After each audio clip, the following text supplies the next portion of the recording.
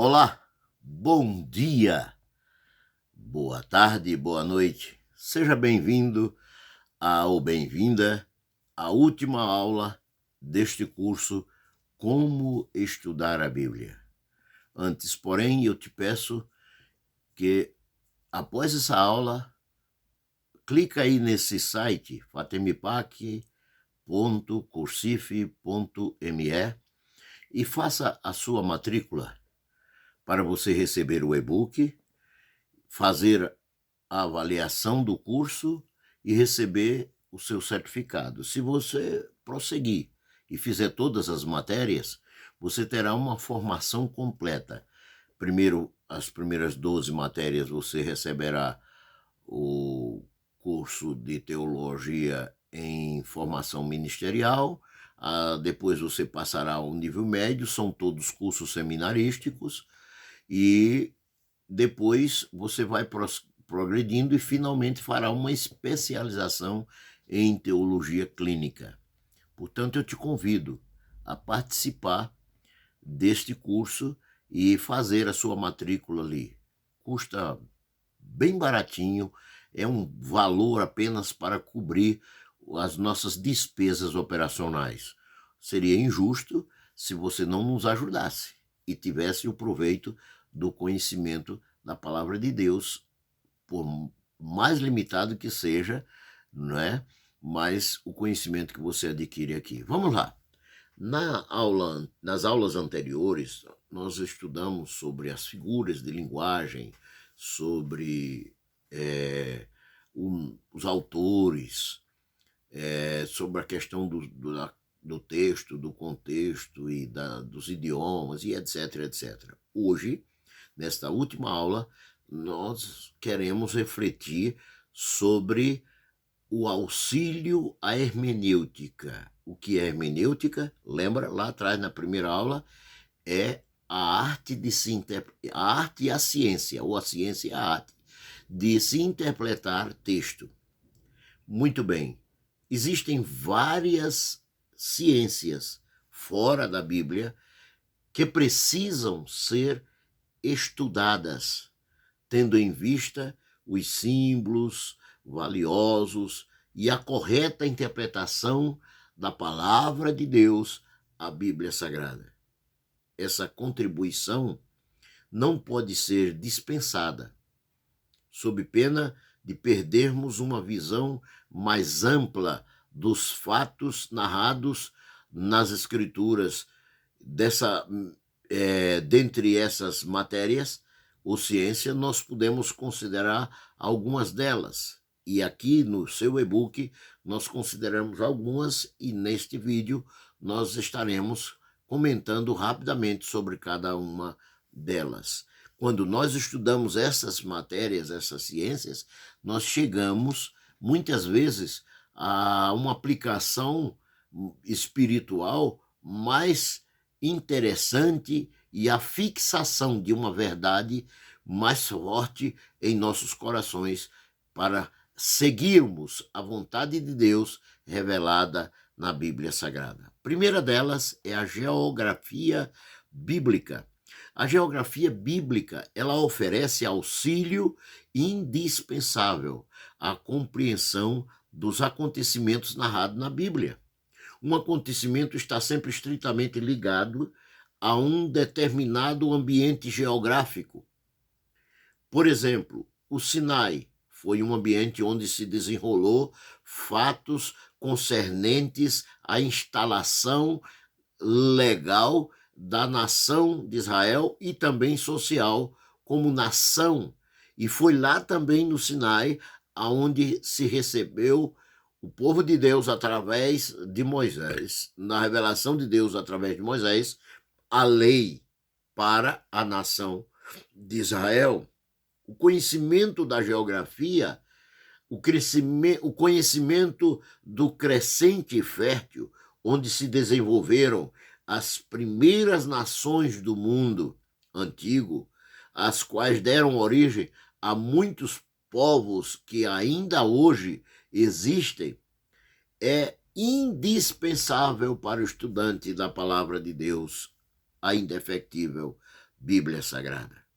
Foi nesta região do Fértil Crescente que veio a se estabelecer a nação de Israel, a nação escolhida, da qual nasceria o Salvador do mundo. O conhecimento da geografia da Palestina, dos seus climas, dos acidentes geográficos existentes lá, das riquezas minerais e vegetais, nos auxiliarão muito na interpretação da Bíblia Sagrada.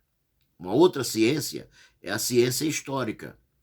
Conhecer a história das nações, das civilizações da Palestina, dos costumes, do seu progresso cultural e econômico, fornece muito conhecimento de fatos narrados na Bíblia que confirmam a veracidade da Bíblia Sagrada.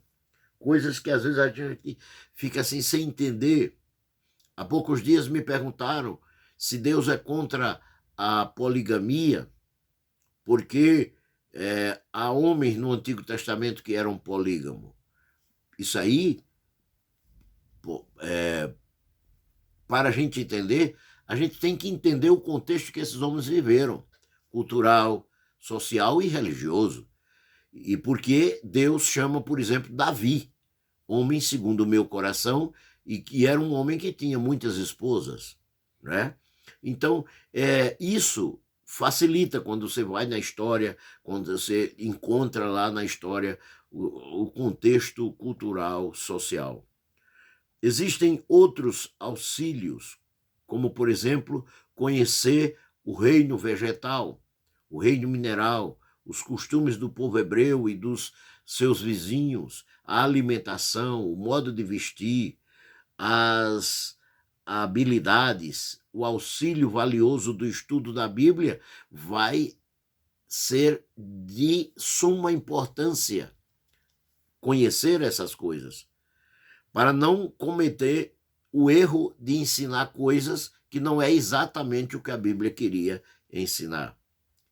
O estudo da arqueologia, por exemplo, também oferece fontes importantes, considerando que esta ciência, a arqueologia, confirma fatos e lugares narrados na Bíblia que antes eram completamente desconhecidos.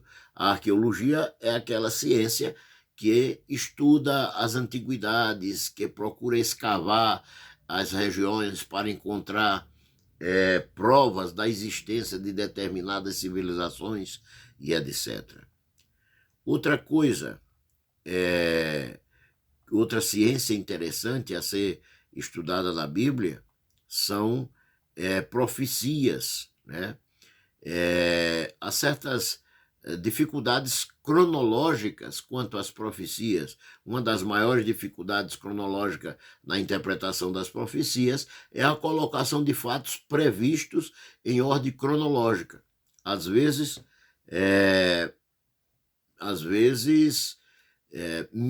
o mesmo profeta viu o sofrimento e viu a glória do Messias sem poder compreender o fato ou fator tempo entre as revelações do Espírito Santo e coloca no presente. Por exemplo, Isaías, né?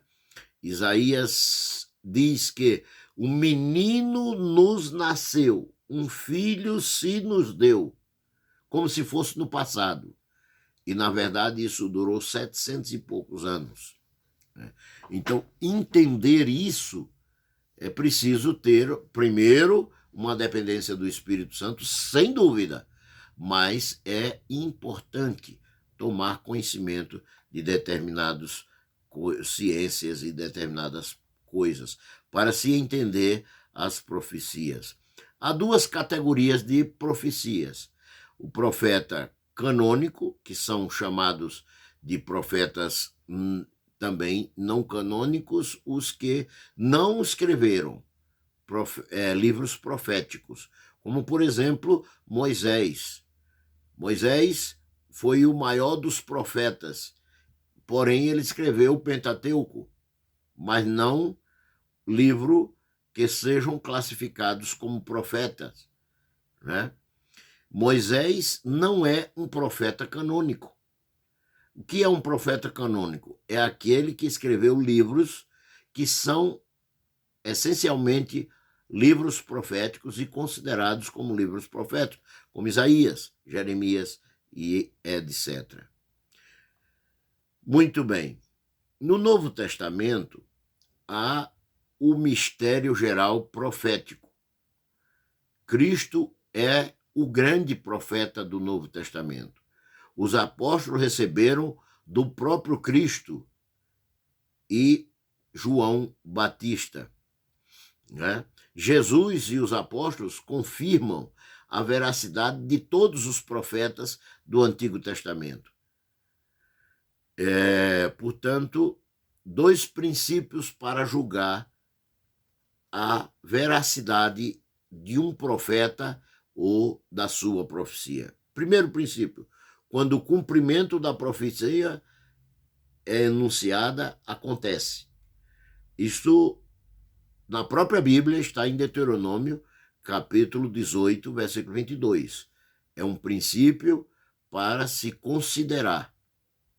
Já Paulo, em Coríntios, ele manda examinar e provar as profecias. Quanto ao ensino de que nenhuma mensagem pode se contradizer, as profecias existentes ou qualquer sã doutrina já estabelecida. Às vezes nós erramos. Vem cá, eu quero trazer aqui uma situação muito comum. Às vezes a gente julga a profecia pelo profeta, mas a Bíblia não permite isso. Por exemplo, Balaão era um interesseiro, um carnal, mas ele profetizou sobre Israel bênção que eram verídicas. E qual foi o erro de Balaão? Foi orientar os inimigos de Israel a levar o povo de Israel a pecar. Isso não foi profecia. A profecia de Balaão era a profecia de Deus. Todas elas que estão na Bíblia vieram de Deus. Porém, o profeta era um mau caráter. Então, hoje, Deus pode usar. Uma certa vez, um certo pregador, que tem o meu nome também, Gesiel Gomes, eu sou Gesiel Guzmão, e um certo pregador, ele, Gesiel Gomes, ensinando numa escola bíblica, ele citou uma coisa no início do meu ministério, no estado de Alagoas, e que eu fiquei até hoje refletindo sobre isso, e a cada dia estou mais convicto de que é uma grande verdade. É o fato de que Deus quer se revelar ao povo. Deus quer manifestar a sua vontade para o povo. Deus quer salvar a humanidade. E muitas vezes nós não entendemos os veículos que Deus usa para a salvação. Abrindo aqui um parênteses sobre o que eu vou citar, eu quero só lembrar que uma vez os discípulos chegaram para Jesus e disseram: nós encontramos umas pessoas que estavam curando, expulsando demônio e tal, em teu nome nós proibimos, porque eles não são discípulos, eles não te acompanham, não são crentes. Aí Jesus disse o quê? Vocês fizeram bem? Oh, não. Jesus disse assim, que deixasse eles, porque quem não é contra nós é por nós. E outra vez Jesus disse: muitos me dirão naquele dia, em teu nome profetizamos, falamos novas línguas e expulsamos demônio. E será dito: não vos conheço. Então, existem pessoas que não têm santidade. É isso que eu chego nas palavras de Gesiel Gomes. Ele disse o seguinte: para Deus usar uma pessoa, ele precisa só de 3 coisas. Primeiro, Deus precisa de santidade. Segundo, Deus precisa de fé. Terceiro, Deus precisa de coragem. Aí ele disse: às vezes nós temos santidade e temos fé, mas não temos coragem, porque ficamos com medo do julgamento das pessoas. E é o outro que às vezes não tem vida de santidade e que não tem vida de fé. É por interesse financeiro ou sei lá o quê, mas tem coragem. Aí Deus quer fazer a obra. Aquele que tinha fé e santidade não se colocou na brecha, Deus vai usar esse aqui vai salvar vida e às vezes ele será condenado, que é o que Jesus disse. Né? Muitos me dirão: expulsei demônios, curei enfermos, falei novas línguas, e será dito: apartai-vos de mim, não vos conheço. Essa observação eu quero deixar aqui porque pecamos muito quando julgamos as pessoas, quando devíamos julgar a profecia. Se é de Deus, ela tem eco dentro da Bíblia. Se é de Deus, ela vai se cumprir. São os dois princípios fundamentais: cumprimento e contextualização na Bíblia Sagrada. Aí no seu e-book, nós falamos sobre textos de difícil interpretação, o que é uma conceituação do problema. Apresenta-se nas Escrituras certas dificuldades para a interpretação de muitas passagens. Na maioria das vezes, estas discrepâncias são aparentes e são devidas às falhas humanas. Por outro lado, deve-se ter em consideração que a criatura humana é definitivamente fraca, finitamente, porque ela tem fim, a criatura humana, e que Deus é infinito e sábio. Logo, nunca podemos alcançar os desígnios de Deus em sua plenitude. E é por isso que Paulo exclamou: ó profundidade das riquezas, quanto da sabedoria, quanto da ciência de Deus. Quão insondáveis são os teus juízos e quão inescrutáveis são os teus caminhos, porque quem compreendeu o intento do Senhor, ou quem foi seu conselheiro, ou quem lhe deu primeiro a ele, para que ele seja recompensado?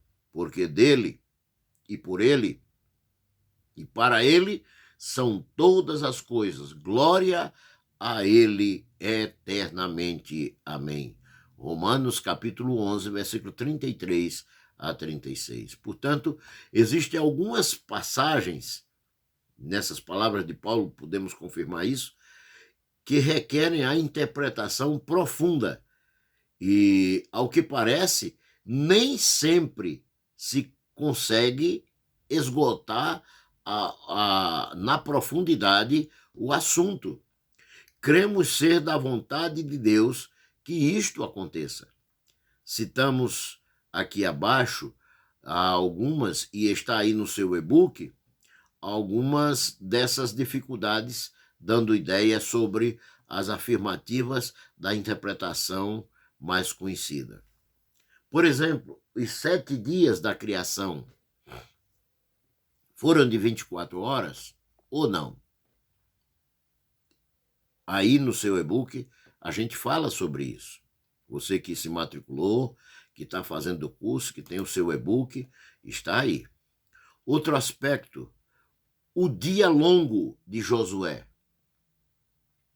É um fato histórico. Tem comprovação científica? Nós comentamos isso aí no seu e-book.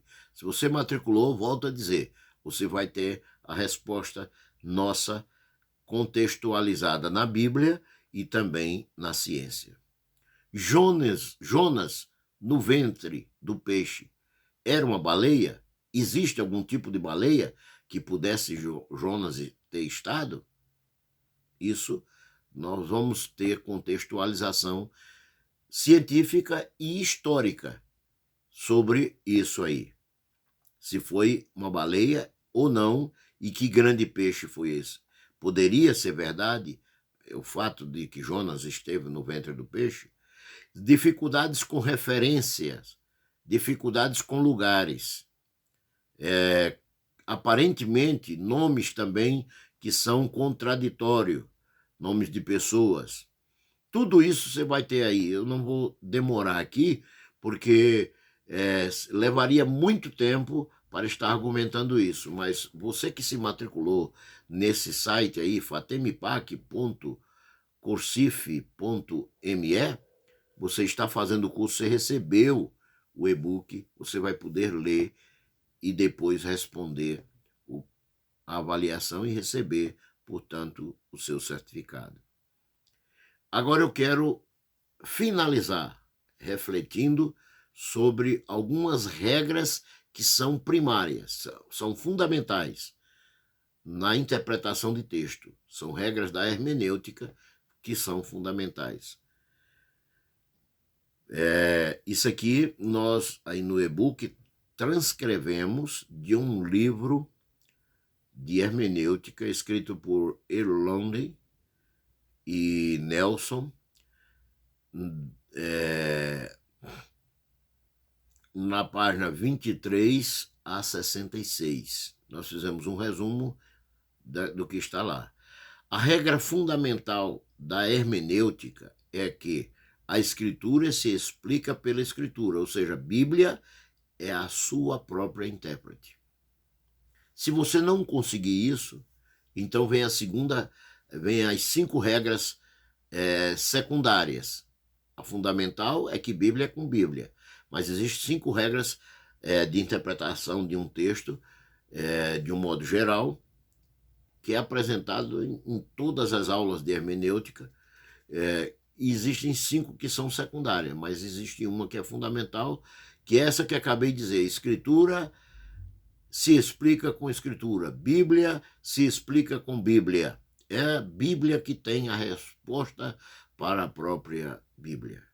Porém, as 5 regras secundárias são: primeiro, é preciso, o quanto seja possível, tomar as palavras em seu sentido usual e comum. O que é que queria dizer o escritor no tempo em que ele escreveu e como ele escreveu? Para isso, é preciso que você tenha conhecimento, pelo menos, daquelas ciências que nós citamos aqui.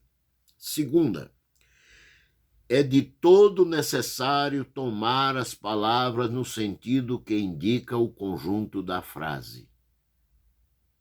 Não adianta você pegar uma frase no meio do versículo, como eu mencionei em uma das aulas anteriores, de um grupo que anda por aí porta por porta, dizendo que só vai para o céu 144 mil, porque a Bíblia diz que os mansos herdaram a terra, e porque João viu lá no Apocalipse 144 mil que vinham da grande tribulação.